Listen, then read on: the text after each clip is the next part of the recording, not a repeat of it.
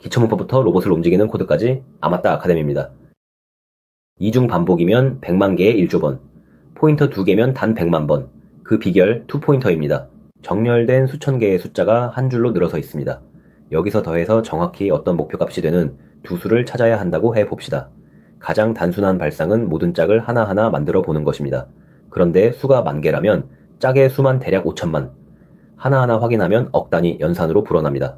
두꺼운 사전을 펼칠 때 우리는 맨 앞 장부터 넘기지 않습니다. 양쪽 표지를 잡고 가운데로 좁혀 들어가죠. 이미 정렬되어 있다는 사실을 쓰면 굳이 모든 짝을 헤아리지 않고도 답에 곧장 다가갈 길이 열립니다. 순진한 방법을 코드로 옮기면 반복문 안에 반복문이 들어갑니다. 첫 번째 수를 고정하고 나머지 전부와 더해보고 다음 수로 넘어가 또 전부와 더해봅니다. 10명이 모인 자리에서 모든 두 사람, 조합이 한 번씩 악수하는 장면을 떠올려 봅시다. 사람이 2배로 늘면 악수 횟수는 4배 가까이 됩니다. 이게 바로 5n제곱입니다. 데이터가 2배면 시간은 4배, 10배면 100배로 벌어집니다. 수천 개까지는 버텨도 수만, 수십만으로 커지면 컴퓨터가 눈에 띄게 느려지고 시험에서는 시간 초과로 이어집니다. 이제 손가락 2개를 준비해 봅시다. 정렬된 줄의 맨 왼쪽 가장 작은 값에 왼쪽 손가락을 놓고 맨 오른쪽 가장 큰 값에 오른쪽 손가락을 놓습니다. 둘의 합을 목표값과 견주며 양쪽에서 가운데로 조금씩 좁혀 들어옵니다. 줄자를 양 끝에서 잡고 원하는 길이가 될 때까지 좁히는 모습, 혹은 마주 걸어오는 두 사람이 가운데에서 만나는 장면과 같습니다. 왼쪽은 오른쪽으로만, 오른쪽은 왼쪽으로만 움직입니다. 결코 뒤로 되돌아가지 않기 때문에 둘이 만나는 순간 탐색은 깔끔하게 끝납니다. 왜 이게 통할까요? 열쇠는 줄이 정렬되어 있다는 사실입니다. 두 포인터의 합이 목표보다 크다면 합을 줄여야 합니다. 가장 큰 값을 붙들고 있어봐야 소용없으니 오른쪽 포인터를 한 칸 왼쪽으로 당겨 더 작은 값으로 바꿉니다. 반대로 합이 목표보다 작다면 왼쪽 포인터를 한 칸 오른쪽으로 밀어 더 큰 값으로 키웁니다. 핵심은 이겁니다. 오른쪽 끝에 가장 큰 값이 지금 왼쪽 값과 더해도 목표를 넘는다면 그 큰 값은 다른 어떤 값과 짝지어도 넘칩니다. 그래서 그 값이 낀 후보 전부를 한 번의 비교로 통째로 버립니다. 이게 이중 반복을 한 줄 훑기로 접는 원리입니다. 직접 따라가 봅시다. 배열은 2, 4, 7, 11, 15이고 목표 합은 18입니다. 왼쪽은 2, 오른쪽은 15에서 시작합니다. 2 더하기 15는 17, 18보다 작으니 왼쪽을 한 칸 옮겨 4로 만듭니다. 4 더하기 15는 19, 이번엔 18보다 크니 오른쪽을 한 칸 당겨 11로 만듭니다. 4 더하기 11은 15, 다시 작으니 왼쪽을 옮겨 7로 만듭니다.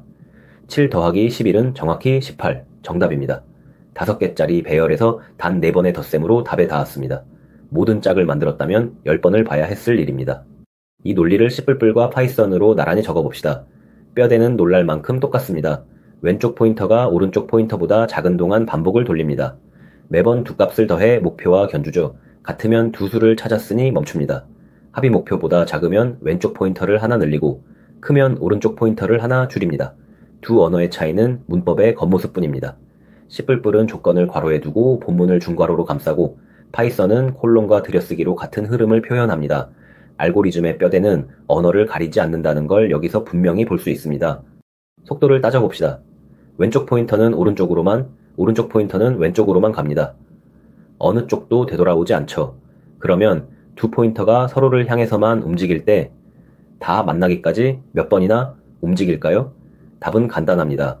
둘 사이의 칸을 매번 하나씩 줄이니 합쳐서 딱 배열 길이만큼, 즉 최대 n번이면 만납니다. 그래서 시간은 5n입니다. 모든 짝을 만들던 5n 제곱과 견주면 데이터가 100만 개일 때 100만 번과 1조 번의 차이, 체감으로는 찰나와 하세월의 차이입니다. 한 줄 훑기가 이토록 강한 이유입니다. 다만 이 마주보기 방식에는 반드시 지켜야 할 전제가 있습니다. 줄이 정렬돼 있어야 합니다. 합이 크면 오른쪽을 당기고 작으면 왼쪽을 민다는 규칙은 왼쪽으로 갈수록 작고 오른쪽으로 갈수록 크다는 순서가 보장될 때만 성립하니까요. 순서가 뒤죽박죽이면 이 방향 규칙은 곧장 무너집니다. 그래서 정렬이 안 된 배열이라면 먼저 정렬부터 합니다. 정렬에는 5n 로그 n이 들지만 그러고 나서 얻는 5n 훑기가 훨씬 크게 이득이라 전체로 보면 남는 장사입니다. 정렬을 건너뛰고 곧바로 쓰는 것이 이 방식에서 가장 흔한 실수입니다.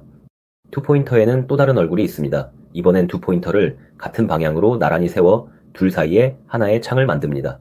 이걸 슬라이딩 윈도우라고 부릅니다. 달리는 버스 창문을 떠올려 봅시다. 창틀은 고정된 채 바깥 풍경이 그 안으로 흘러 들어왔다 빠져나갑니다. 혹은 카메라 뷰파인더가 미끄러지며 담는 범위를 넓혔다 좁혔다 하는 모습입니다. 오른쪽 포인터가 창을 오른쪽으로 늘리고 왼쪽 포인터가 뒤따라오며 창을 줄입니다. 흩어진 두 값을 짝짓는 대신 서로 붙어있는 연속된 구간을 다룰 때 쓰는 방식입니다. 창을 어떻게 움직이는지 따라가 봅시다.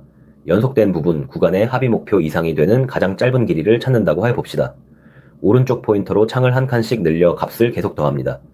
합의 목표에 닿거나 넘는 순간 이번엔 왼쪽 포인터를 당겨 창을 줄이면서 그 짧아진 길이를 후보로 기록합니다. 더 줄여도 조건을 지키는 동안 계속 줄이고 조건이 깨지면 다시 오른쪽을 늘립니다.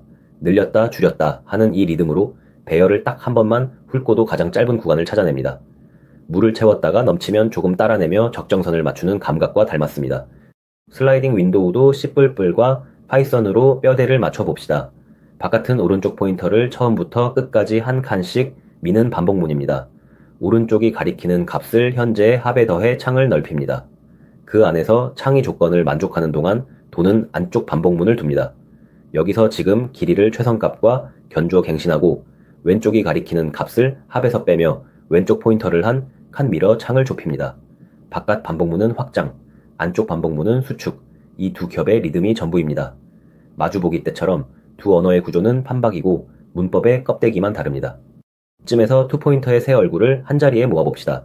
첫째, 마주보고 좁히기입니다. 정렬된 줄의 양 끝에서 가운데로 다가가며 특정 합이나 짝을 찾습니다. 둘째, 같은 방향의 창입니다. 두 포인터로 연속된 구간을 감싸 늘렸다 줄이며 부분 구간 문제를 풉니다. 셋째, 빠른 포인터와 느린 포인터입니다. 한 걸음 가는 거북이와 두 걸음 뛰는 토끼처럼 속도를 달리해 링크드 리스트에 고리가 있는지 혹은 정중앙이 어디인지를 알아냅니다. 세 얼굴 모두 뿌리는 같습니다. 여러 겹의 반복을 포인터 몇 개의 규칙 있는 이동으로 가름한다는 발상입니다. 그렇다면 투포인터를 언제 떠올려야 하는지 짚어봅시다. 신호는 분명합니다. 이중 반복문으로 모든 짝을 보는 ON 제곱 풀이가 머릿속에 그려지는데 그 배열이 정렬돼 있거나 정렬해도 답이 바뀌지 않는 경우입니다. 또는 문제의 연속된 구간, 부분 배열, 양 끝에서 만나는 쌍같은 말이 보일 때입니다. 특히 코딩 테스트에서 ON 제곱 풀이가 시간 초과를 낼 때 투포인터는 가장 먼저 꺼내볼 탈출구입니다. 데이터 규모가 10만, 100만으로 큰데 제한 시간이 빠듯하다면 이 한 줄 훑기가 통과와 실패를 가르는 열쇠가 되곤 합니다. 실수도 정리해 둡시다. 첫째, 정렬하지 않고 마주보기 투포인터를 쓰는 경우입니다. 방향 규칙의 전제가 깨져 엉뚱한 답이 나오거나 아예 답을 놓칩니다. 둘째, 포인터의 경계와 이동 조건을 헷갈리는 경우입니다. 왼쪽이 오른쪽보다 작다는 조건을 어설프게 잡으면 찾아야 할 쌍을 지나쳐 버리거나 배열 밖을 넘봅니다. 셋째, 어떤 분기에서 포인터를 전혀 움직이지 않는 경우입니다. 합을 비교만 하고 왼쪽도 오른쪽도 그대로 두면 같은 자리를 영원히 맴도는 무한 루프에 빠집니다. 매 분기에서 포인터 중 하나는 반드시 움직이는지 확인하는 습관이 안전합니다. 실전에서 투포인터가 어떻게 쓰이는지 봅시다. 정렬된 배열에서 합이 특정 값이 되는 두 수 찾기가 가장 고전적인 얼굴입니다. 여기서 한 겹 확장하면 정렬한 뒤 세 수의 합을 맞추는 문제도 바깥 반복 하나에 안쪽 투포인터를 붙여 풉니다. 연속된 부분, 구간에 합을 다루는 문제, 그리고 정렬된 배열에서 중복을 제자리에서 걷어내 앞으로 모으는 정리 작업에도 두 포인터가 등장합니다. 공통점은 하나입니다. 얼핏 ON제곱으로 보이던 문제를 ON으로 끌어내리는 대표 무기라는 점이죠. 손에 익혀두면 쓰임의 폭이 넓습니다. 오늘의 핵심을 세 가지로 추립니다. 첫째, 마주보고 좁히는 투포인터는 정렬된 줄에서 특정 합이나 짝을 ON에 찾아냅니다. 양 끝에서 규칙대로 좁혀 오는 방식이죠. 둘째, 같은 방향으로 창을 미는 슬라이딩 윈도우는 연속된 구간 문제를 역시 ON에 풀어냅니다. 오른쪽으로 넓히고 왼쪽으로 좁히는 리듬입니다. 셋째, 이 모두를 관통하는 발상은 하나입니다. 정렬이나 순서라는 정보를 지렛대 삼아 한 번의 비교로 가망 없는 후보를 통째로 버린다는 것입니다. 이 감각을 쥐고 있으면 반복문을 한 겹 걷어낼 자리가 곳곳에서 눈에 들어오기 시작합니다. 출퇴근 등하굣길, 짧아도 매일이면 실력이 됩니다. 구독하고 내일 한 조각 더. 아마따 아카데미였습니다.